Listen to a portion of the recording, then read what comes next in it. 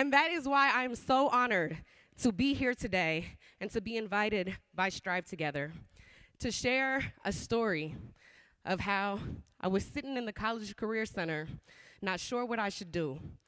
The Army wants to enlist me, but I want to go to school. The recruiter says that I can have it all. All I got to do is sign. But I just can't bring myself to put my name on that line. I politely decline, not knowing I'll be back a week late, but this time it was another meeting that would change my fate. I'm sitting at that same table, but now it's all different. Monica tells me a new plan that piques my interest. See, she works for a nonprofit focused all on college access, an opportunity that can take me beyond my current address, where I don't have to be limited by the place I come from. I learned about first-gen grads and that I could become one. That day was everything in how it affected me. A pivotal moment that would change my trajectory, all because she came and sat next to me, listened, and took a chance instead of simply nexting me. I saw I wasn't a failure. It was the system failing me. I had the capacity to earn a degree, but without Monica's guidance, that would never be.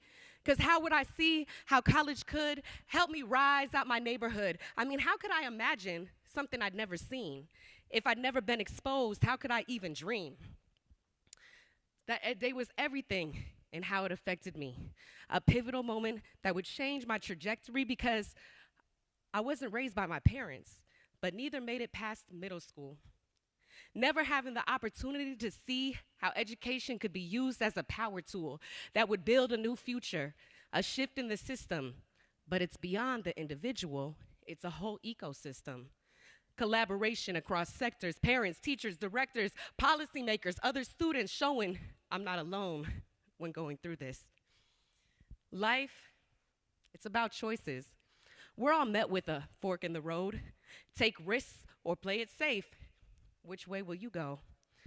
So often, it's a binary decision, but what if it wasn't? An abundance of choice. Instead of two, you have dozens.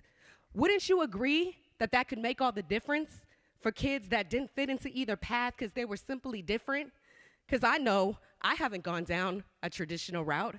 I was probably only destined to be another high school dropout.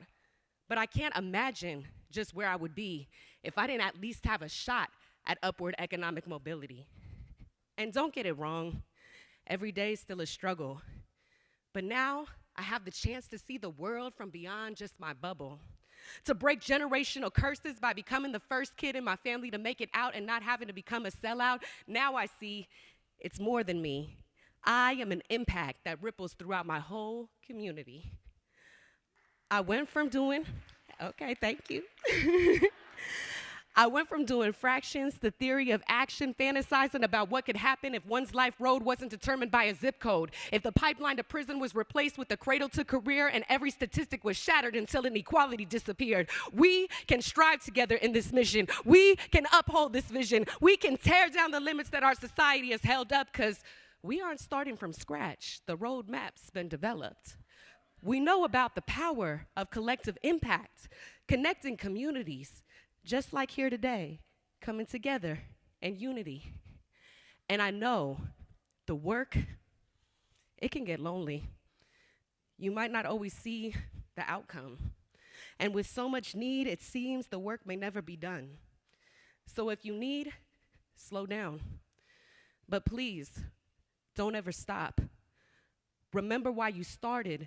This is more than just a job. A new narrative is rising.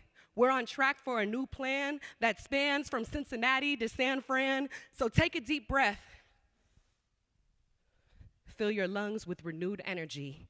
And if you lose your sense of purpose, just come back to this memory.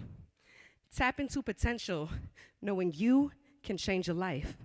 Despite the struggle and the strife, you're the reason someone thrives. And you'll never be alone, because together we will strive. Thank you.